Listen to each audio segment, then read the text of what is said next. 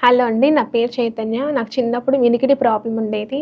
అయితే మా పేరెంట్సు పై ఐఎన్‌టీ హాస్పిటల్‌కి తీసుకొచ్చారు.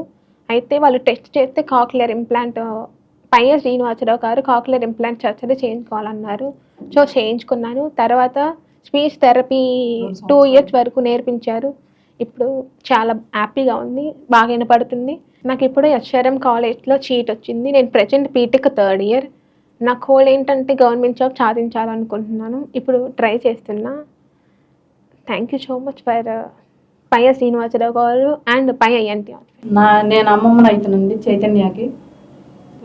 చిన్నప్పటి నుంచి వెనక నుంచి పిలిస్తే అసలు పలకపోయేది. అది తెలుసుకున్న తర్వాత ఇట్లా హైదరాబాద్ తీసుకుపోతే ఒకసారి చూసి చేయాలి కాదని చెప్పారు ఆపరేషన్.